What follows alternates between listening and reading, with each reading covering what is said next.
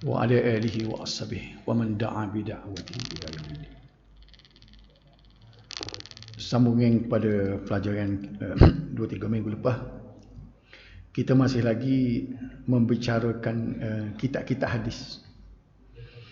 Jadi agak apa ni, orang kata cemuh juga kita duduk dengar nama-nama kitab, tidak bicara secara akademik lah, kita tidak bicara secara ilmiah, cuma kita nak kenal kitab-kitab. Jadi ambo harapnya kita boleh perhabis malam ni.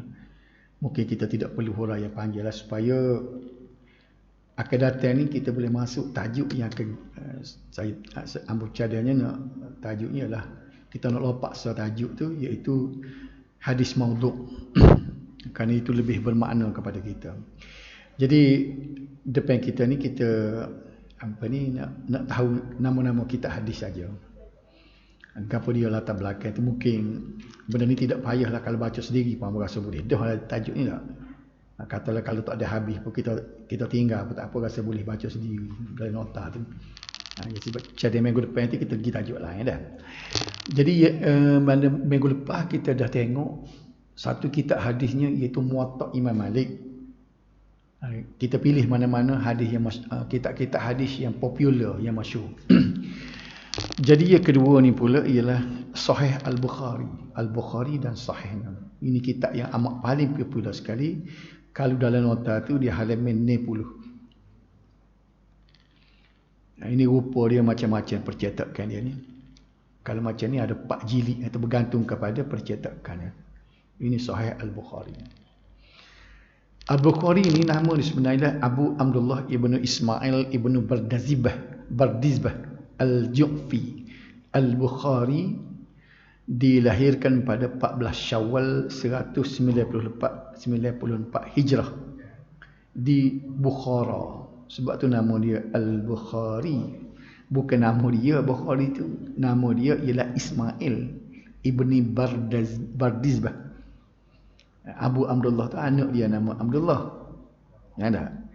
Kita orang sini pun ada kampung ambo tu seorang dia buah nama anak dia Bukhari. Tak apalah kerana sayang ke Imam Bukhari. Nama dia sebenarnya dia buah nama kampung lah. Sebab kita lah, kita buah nama-nama, ujung nama tu kita buah pitu geng belakang dah. Orang lain pun kata buah nama anak pitu geng dah. Dia tak tahu dia pitu geng tu nama tempat.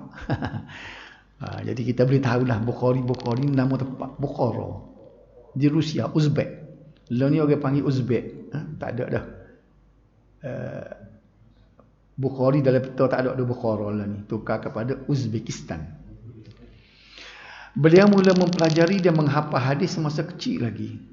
Kemudian merantau bagi memantapkan pengajiannya melalui perawi-perawi hadis di Syam, Mesir, Al-Jazirah, Basrah, Hijaz, Kufah dan Baghdad. Dia mengembara dan nak cari ilmu dah. Tidak duduk kapung seperti kita dah. Nak nanti boleh ilmu pakai duduk kapung lah kita ni. Tengok dia berjalan tu kerana gapo? Mengembara cari ilmu. Kita ni kalau ada pak kita ni kalau mengembara ke cari hijau dah. Ambo budak-budak mula orang kapung pergi kedah dah mukul padi.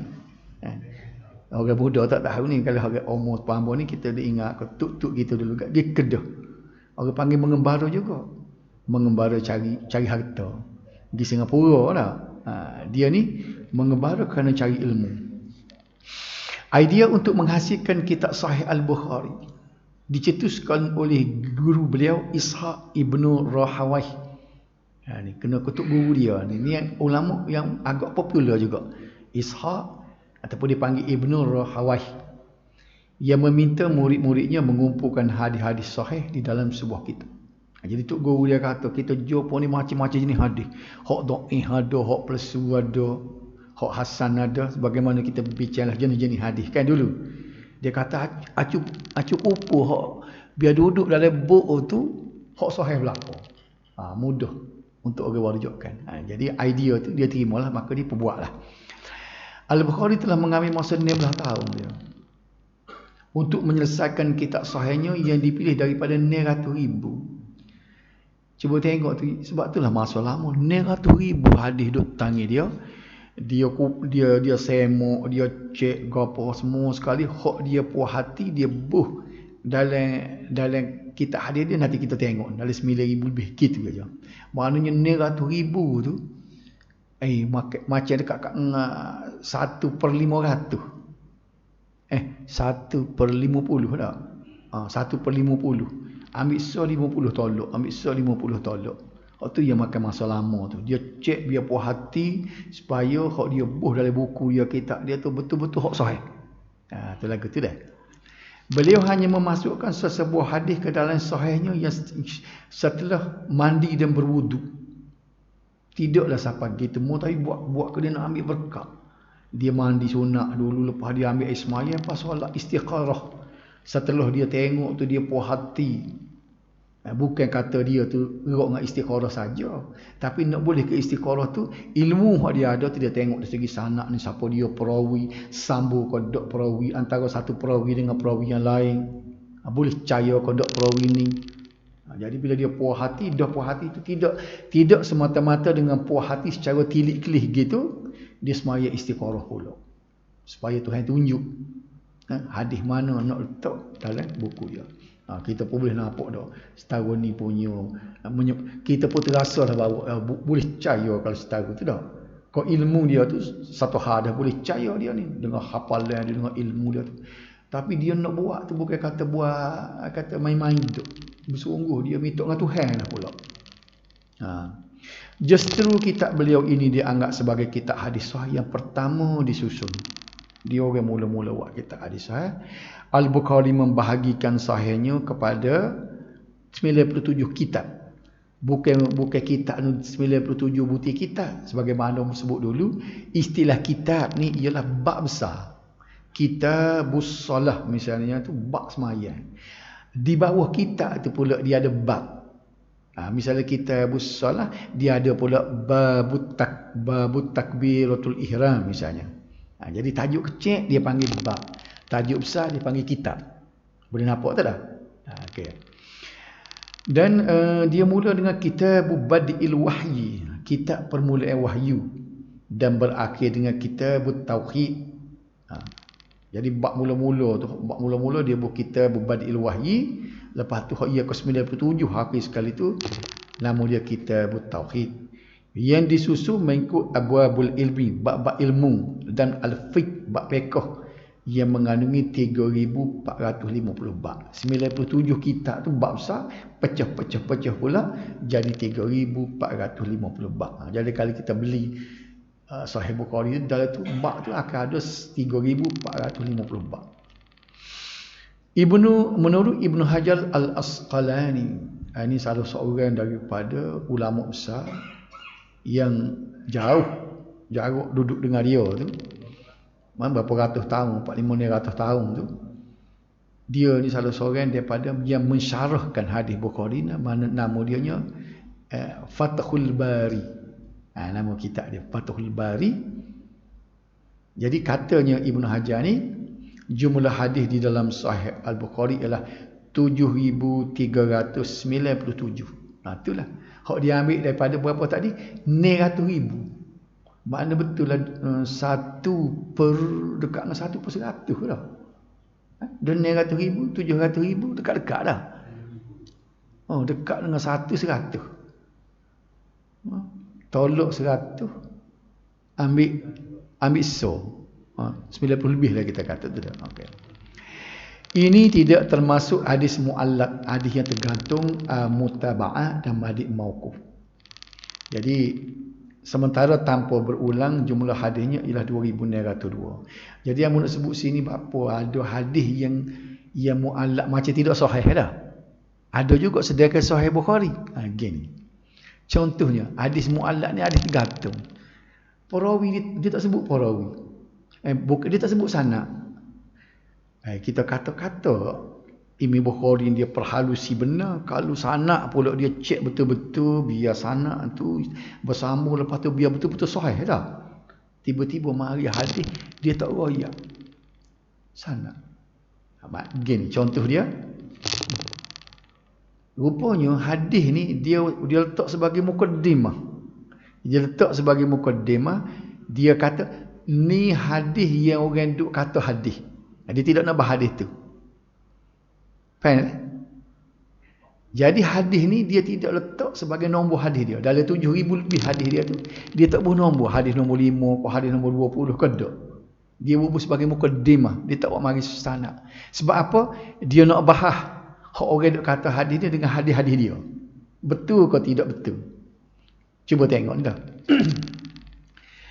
Dalam muka surat 49 dia, safhah 49 ni, Al-Bukhari fi sahih, dalam sahihnya ta'likan. Ni hadis muallaq ni. Ta'likan maknanya hadis muallaq. Dia kata lamma matal Hasan ibn al-Hasan ibn Ali darabat imra'atuhu al-qubbah ala qabrihi sanatan thumma rufi'at fasami'at sa'ihan yaqul ala hal wajadu ma faqadu fa ajabahu akhar bal ya'isu fanqalabu. Dia kata apabila matinya, ni Bukhari kata tidak hadis dia ni. Dia kata ada hadis, orang duk cara belaka, dia kata hadis ni bunyi lagu ni, dia kata bilanya mati Hasan bin Ali. Siapa dia? Maknanya cucu Sayyidina Ali. Hasan ni anaknya Hasan anak Ali. Dia kata cucu Sayyidina Ali ni bila dia mati, darabat imra'atuhu, bining dia membina satu al-qubbah, waqubah ala qabrihi, waqubah atas kubur, macam kemah lah. Berkemah atas kubur sanatan, setahun. Summa rufi'at, apa dia akak kemah tu, tiba-tiba fasami'at, dia dengar sa'ihan, suara tepikan. Yaku, suara tepik tu kata apa? Ala hal wajadu ma faqadu, mubulih ke gapo hak menghilang. Maknanya dengan cara membuat kubah ni, adakah boleh boleh gapo ni, boleh hak menghilang, hak mu tak boleh. Misalnya kata boleh ke dak si mati tu mari kamu, apa faedah mu hidup buat kubah atas kubur. Dia kata maka dia dengar suara fa ajabahu akhar, suara lagi jawab, dia kata bal ya isu, bahkan mereka itu menyesal, fanqalabu, lepas tu dia pun baliklah. Balik maknanya dia pun romboklah kemah dia tadi.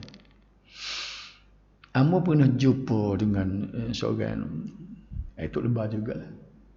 Dia kata kita pergi duduk macam amalan ngaji kubur lah, duduk 3 hari 7 hari kan tak? Duduk atas kubur macam berkemah lah, dia kata. Dia kata ramai orang kata benda tu bid'ah. Sebab Nabi tak buat. Kan kita bila mati kan 7 hari duduk di kubur juga wagi makan ni ke apa tak? Macam berkemah lah. Dia kata sebab orang tak tahu, dia kata dalam Sahih Bukhari ada, dia kata hadis yang cucu Sayyidina Ali sendiri tu bila dia mati bini dia buat kemah lah. Berkemah setahun. Dapat kau kita nak 7 hari, dia kata tak. Jadi betul lah. Gapo kesilapannya? Kesilapannya bila dia tengok dalam kitab Bukhari, dia tidak baca perhabis. Hak ni bukan hadis Bukhari. Faham tak nak ayat? Di bawah ni barulah Bukhari bahas mula hadis ni. Boleh faham kamu ayat? Jadi dia buat aku tak cermat dia tengok, dia kata ni hadis dalam Bukhari ni. Padahal Bukhari ayat kata ni hadis orang duk cara ramai-ramai, dia kata. Bukan hadis aku ni.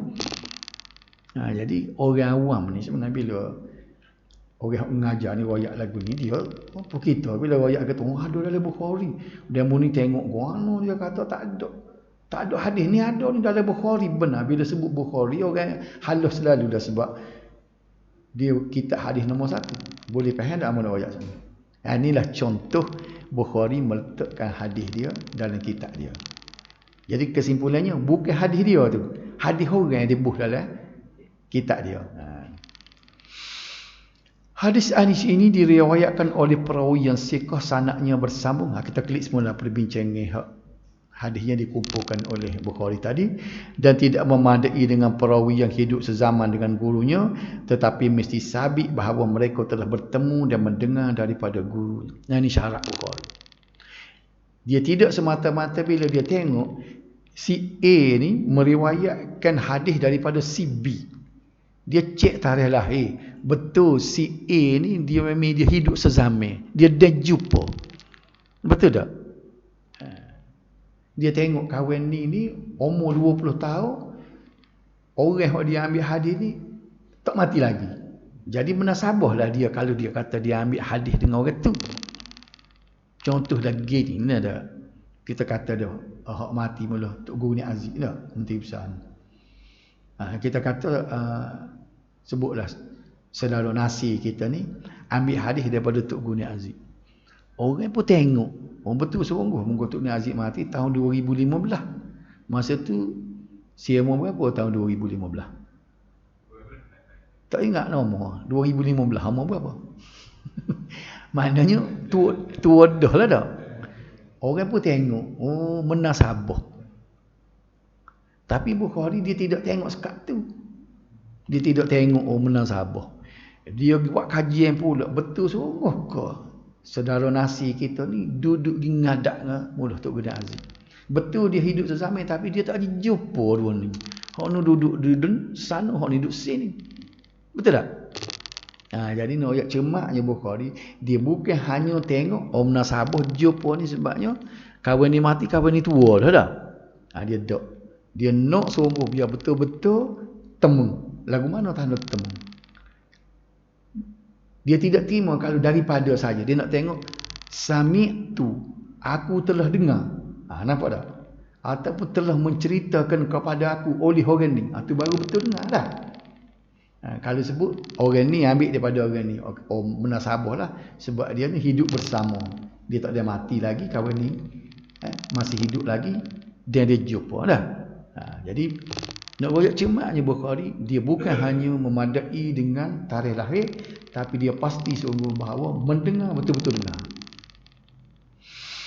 Setelah selesai menyusun sahihnya Al-Bukhari, membentangkan kepada Imam Ahmad, Tok Guru dia, Imam Ahmad Hanbal, Tok Guru dia. Dia kata Tok Guru saya tengok. Imam Ahmad buat juga kitab hadis nama dia Musnad. Kita akan bincang depan ni. Dia buat kitab dia. Dia kata saya tengok.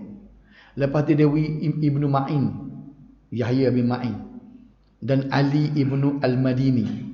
Semua Tok Guru dia dan lain-lain dalam kalangan ahli hadis yang memberi pengakuan tentang kesahihan hadis-hadis yang terdapat di dalamnya. Nampak dok puas hati. Bila Imam Ahmad kata betul sungguh mu Bukhari, tidak Bukhari ambo pusing lah gebuk sebut nama. Nama gapo dia dah? Ismail. Dah. Dia tak faham dia. Betul sungguh lah dia kata. Jadi Ibnu Ma'in pun kata, jadi mana telah jadi dia buat buku tu sepuluh ni dah. Bila buat buku tu diedit oleh siapa-siapa dah. Jadi metodologi tu Bukhari buat dah lagu tu. Walaupun ada kritikan terhadapnya, tetapi kritikan tersebut hanyalah dalam masalah teknikal sahaja, ia tidak menjejaskan kesahihan. Jadi makna kalau kita tengok ulama kemudian ni kritik kitab dia, tapi bila ulama tengok kritikan itu hanya teknikal sahaja, dari segi teknik, tidak merosakkan kesahihan dia. Itulah sebabnya amun nak sebut sini dari kepala kita ni, biar kita tahu bahawa tak adalah hadis yang paling duduk nombor satu. Kitab hadis yang paling duduk nombor satu dari segi orang boleh percaya sungguh ialah Sahih Al-Bukhari. Anda kena ingat marilah kitab hadis mana-mana tak boleh lawan kitab dia. Sebab tu kalau orang baca hadis dia kata riwayat Al-Bukhari, orang tak usah tanya. Itu memang kelas satu. Akhirnya umat Islam sepakat mengatakan bahawa, ini kesimpulannya, Sahih Bukhari adalah kitab hadis yang paling sahih selepas Al-Quran.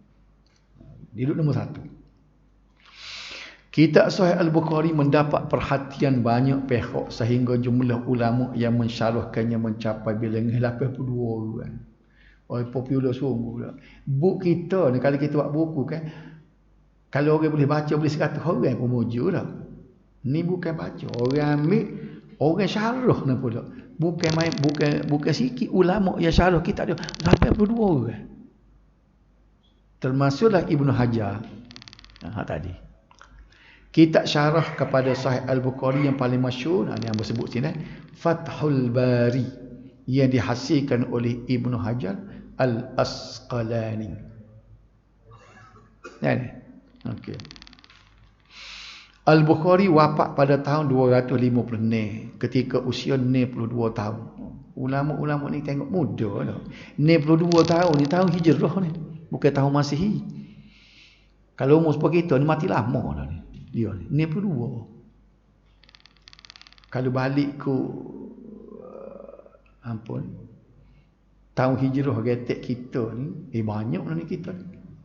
Ambo tidak ingat ada sipi dia nak tahu tahun hijrah. Dia ada boleh kita boleh kali.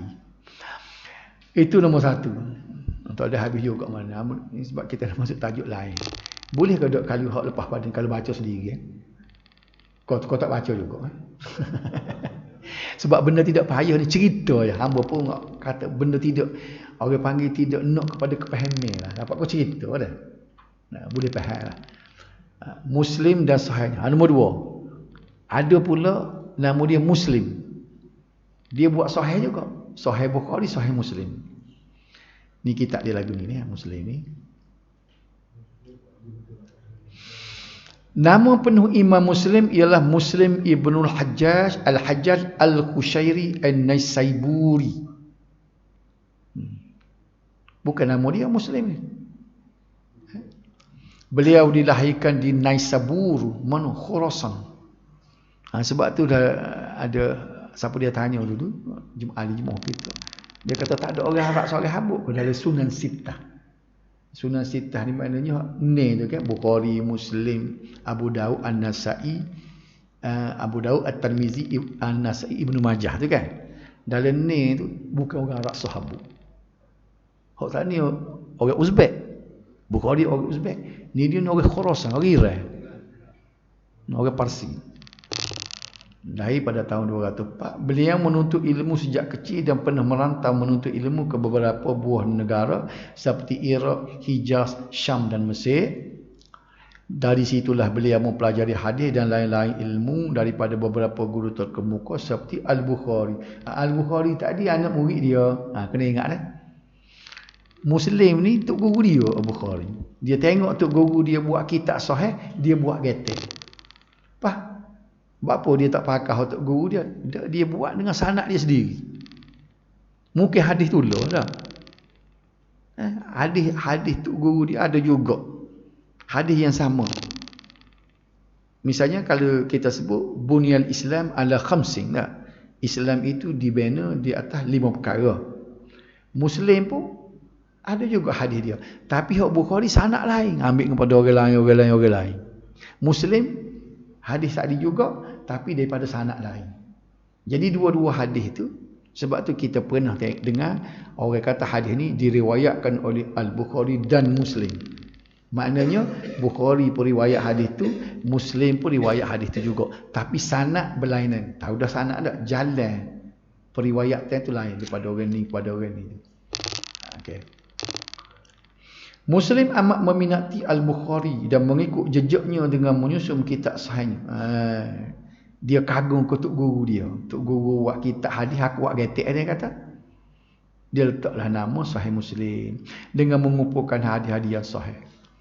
Selain daripada Al-Bukhari, Imam Muslim juga mempelajari daripada Qutaibah Ibn Sa'id, Ahmad bin Hanbal.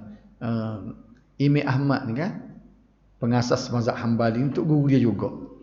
Abu Bakar Ibn Syaibah dan lain-lain. Murid-muridnya yang terkenal ialah Abu Hatim Ar-Razi dan At-Tirmizi. Ni nak sikit lagi kita ada hadis Sunan Tirmizi ni. Ana murid dia Tirmizi dan lain-lain. Karya beliau Sahih Muslim ini diletakkan selepas Sahih Al-Bukhari dari segi kesahihannya. Kalau tadi kita sebut kitab hadis nombor 1 yang paling sahih sekali ialah Al-Bukhari, Muslim duduk nombor 2. Muslim juga menyusun kitab sahihnya ini mengikut abwabul ilmi, bab ilmu atau fiqh yang bermula dengan kitab Al-Iman dan berakhir dengan kitab At-Tafsir yang berjumlah 54 kitab tanpa meletakkan bab-bab kecil di bawahnya. Dia tak buat bab kecil dia ni. Jumlah hadis yang terkandung di dalamnya ialah 4,000 tidak termasuk yang berulang. Jika dikira sekali dengan yang berulang, jumlahnya ialah 7,275. Ada hadis dia berulang. Apa dia berulang? Sanad lain. Hadis tu dah sanad lain kan. Kesemuanya adalah sahih belaka. Selain itu, Muslim telah memperkenalkan satu metod, satu cara yang baik dalam mengumpulkan hadis-hadis pada satu tempat mengikut kesesuaiannya sambil menyebut turuk riwayat. Turuk ni maknanya jalan-jalan dengan pelbagai sanad dan lafaz yang berbeza. Hadis-hadis disusun dan dikumpul mengikut hukum agama dan as-sunnah dalam bentuk yang mudah dipahami oleh pembaca. Itu saja. Kalau nak banding dengan Bukhari itu, dia mudah dia sikit cara dia, persembahan dia. Ini kerana kitab-kitab hadis yang ada pada zamannya agak sukar untuk dipelajari, termasuk Sahih Bukhari. Itulah sebabnya tu guru dia buat kitab Sahih Bukhari molek dah, hadis tak dilawai, tak boleh tik dah. Cuma dia cuba buat satu pendekatan, approach baru, supaya orang baca lebih mudah. Faham tak? Dalam mukaddimah kitab ini, Muslim menyatakan bahawa beliau telah membahagikan hadis yang pada 3 bahagian. Pertama, hadis yang diriwayatkan oleh huffaz atau mutqinun. Huffaz ni maknanya jamak daripada hafiz, penghafaz hadis, dan mutqinun, orang yang meyakinkan. Hadis yang diriwayatkan oleh mastur, orang yang tidak dikenali, dan mutawassitun, pertengahan dari sudut hafalan dan itqannya. Dia ketiga adalah hadis yang diriwayatkan oleh du'afa matrukin, hadis yang lemah yang tidak boleh dijadikan hujah. Imam An-Nawawi mengatakan bahawa Imam Muslim tidak sempat memperkenalkan bahagian ketiga. Baik. Kalau kitab Sahih Bukhari tadi, syarah yang paling terkenal sekali ialah Fathul Bari oleh Ibn Hajar. Ingat tak? Sahih Muslim pula, syarah yang paling popular sekali, yang paling utama sekali dia syarah yang dibuat oleh Imam Nawawi. Nama dia syarah Sahih Muslim oleh An-Nawawi. Mana dulu Nawawi dengan Ibn Hajar? Dulu Nawawi lagi. 200 tahun. 200 tahun Nawawi mati barulah lahir apa ni? Ibn Hajar. Ibn Hajar tadi 852 tadi kan. Dia ni 7 ni. Seperti kitab-kitab terdahulu, Sahih Muslim turut mendapat perhatian para ulama sama ada menghurai, merengkas atau melengkapkannya. Antaranya An-Nawawi yang bersebut tadi. Kalau tulisan kuning yang bawa gini, hak utama lah ni. Dia menghasilkan kitab masyhur, nama dia Syarah Sahih Muslim. Dan Al-Qurtubi merengkaskan dan mensyarahkannya, dan kitabnya Talkhis Sahih Muslim. Imam Muslim juga menghasilkan karya-karya yang lain seperti Al-Musnadul Kabir ala Asma'ir Rijal, kitab Al-Ilah dan lain-lain. Beliau wafat pada tahun 261. Tak beza banyak dah. Bukhari tadi 256. Sikit ada, 35 tahun.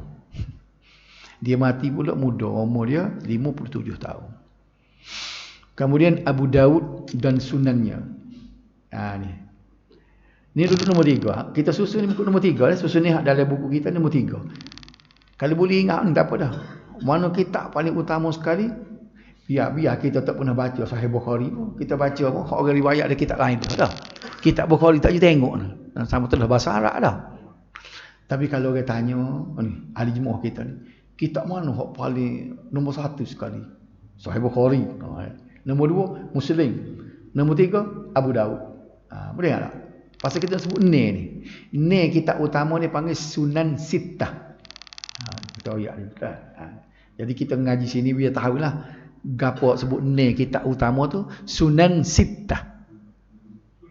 Sunan Sittah. Ni yang sunnah yang mana kitab sunan yang ni.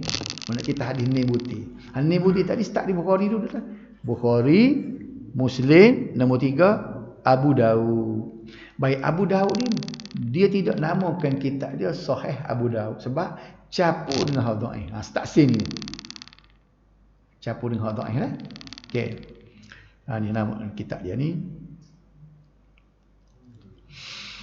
Abu Daud ialah Abu Daud Sulaiman al-Ash'ad Ibn Ishaq As-Sijistani. Nama dia Sulaiman dia. Ayah anak dia nama Daud. Abu Daud, ayahnya Daud dia ni. Siapa dia? Sulaiman al-Ash'ad Ibn Ishaq As-Sijistani, dilahirkan pada tahun 202 di Sijistani, wilayah timur Iran juga. Iran ni siapa dia? Banyak ulama dia. Iran ni Parsi. Salman Al-Farisi tu. Sahabat Nabi lagi. Jadi gedung ilmu situ. Sayangnya mutaakhir ni yang jadi Syiah. Waktu tu tak ada lah. Kita sayang sungguh lah. Kecil saja. Dalam ramai-ramai rakyat dia hanya hak Sunni. Kalau kita tengok di nombor, kalau dengar daripada orang alim hak pun pergilah ke sana, dia sudah mengkaji, ialah Maulana Asri. Kebahagiaan banyak kitab-kitab Parsi, kitab Iran dulu ada tanya dia. Dia boleh royak penyelewengan sesuatu. Kalau mengikut dia, hak mana duduk di Iran, pemimpin dia sama, siapa aku, dia kata sikit sangat hak akidah betul. Akidah dia Syiah punah habis. Waktu kena jaga kita dah. Kalau selalu anak-anak ni kalau terpaut dengan ajaran Syiah ni, dia punah akidah. Mana hak punah utamanya sebab dia todok Sayyidina Abu Bakar. Sedangkan kita baca dari kitab Al-Kabair, kalau itu termasuk kita tidak terima tu Abu Bakar Umar tu dia punah akidah. Sebab apa? Sebab ni 10 orang hak Nabi jamin masuk syurga. Artinya kita lawan hadis dah. Nabi kata Abu Bakar Umar ni masuk syurga. Dia kata Abu Bakar Umar ni kafir. Kafir lah. Ni orang Syiah.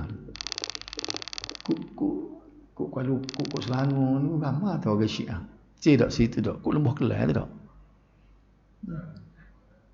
Kalau siapa dia rajin tengok dalam YouTube dah. Cuba tengok Syiah Malaysia. Cuba tarik kat YouTube. Syiah Malaysia solat lagu mana. Dia semaya pelik lalu pun dia. Hak Melayu tu duduk di Selangor tu. Dia buat gini, dia baca. Jadi kita bimbang tu kalau anak-anak kita tu ngaji IPT ke apa kan. Kena awas simolek tu. Kalau terpaut dengan Syiah kat selok lah. Nak bom tak. Bergatang obat lah bom. Pasal dia bukan sekat berdosanya. Punuh akidah.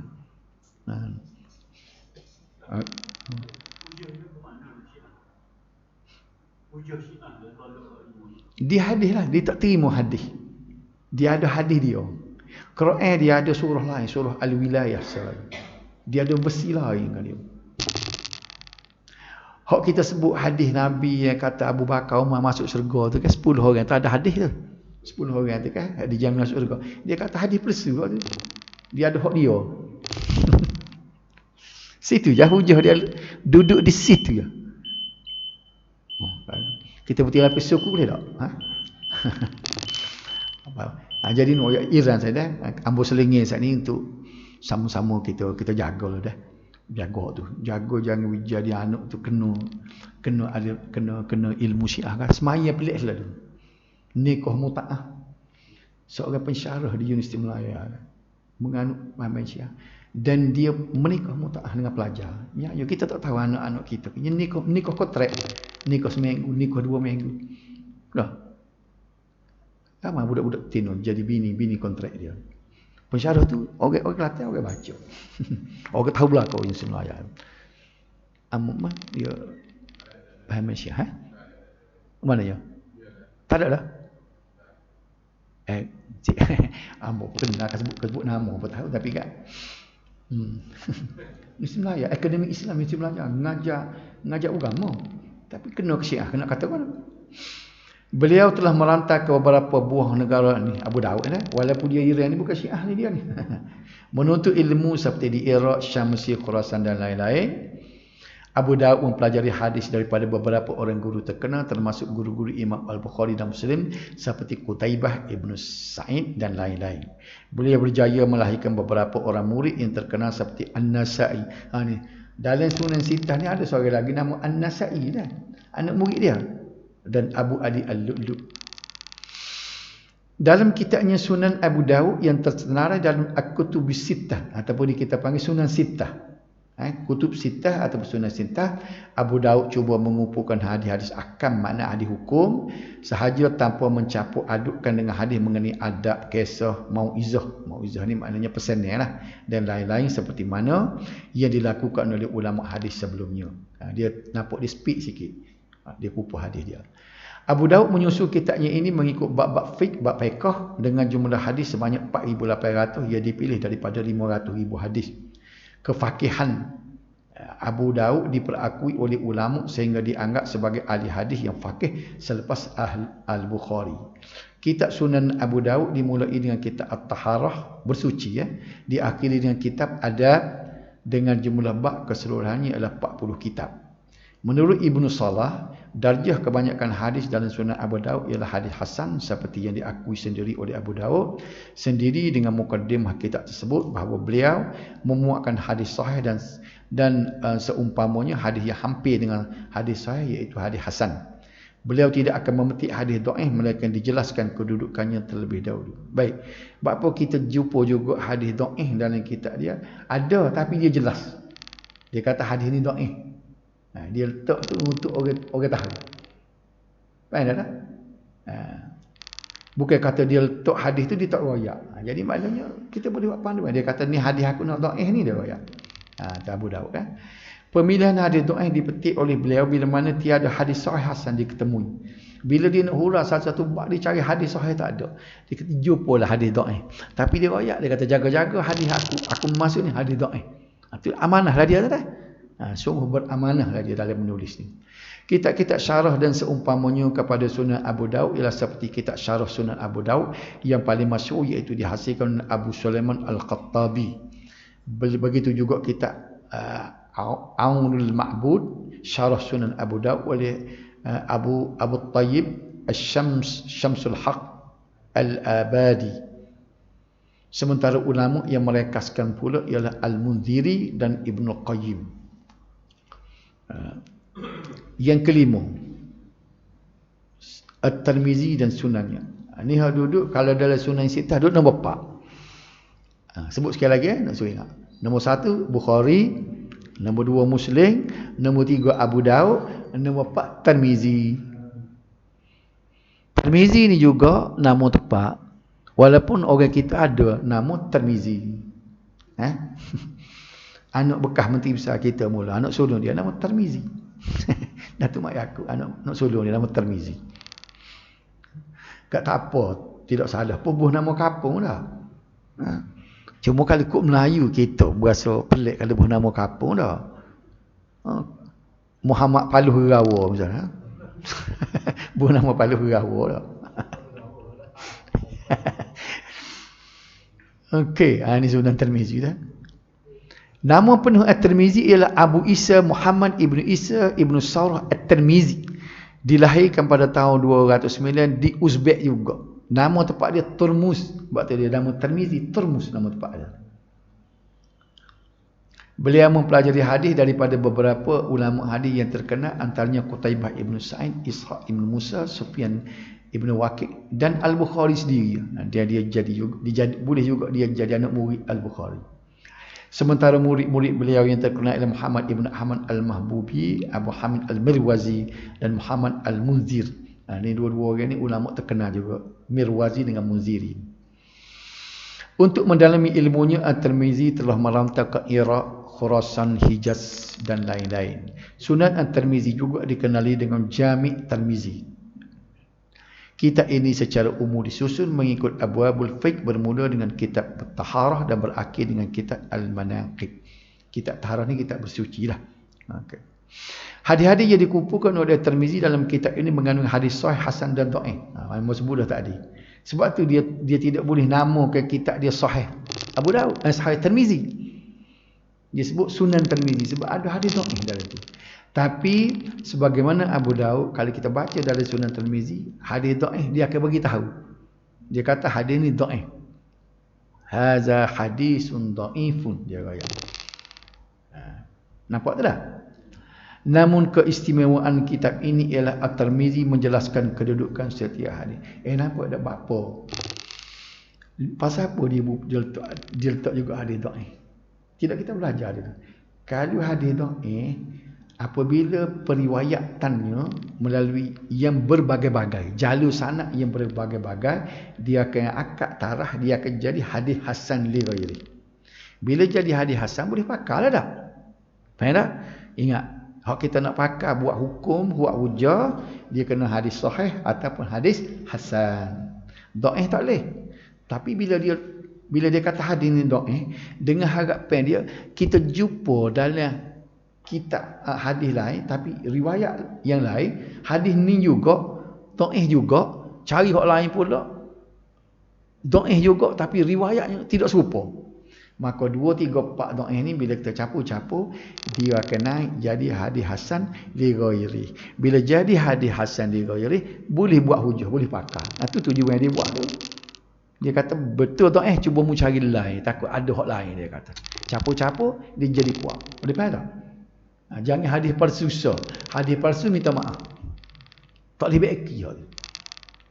Hadis dhaif boleh buat bab. Itulah sebab Abu Daud dengan Tirmizi dia masuk juga dalam kitab dia hadis dhaif, sebab hadis dhaif ni boleh berubah. Jangan dhaif jiddan. Jangan dhaif dulu. Dhaif saja.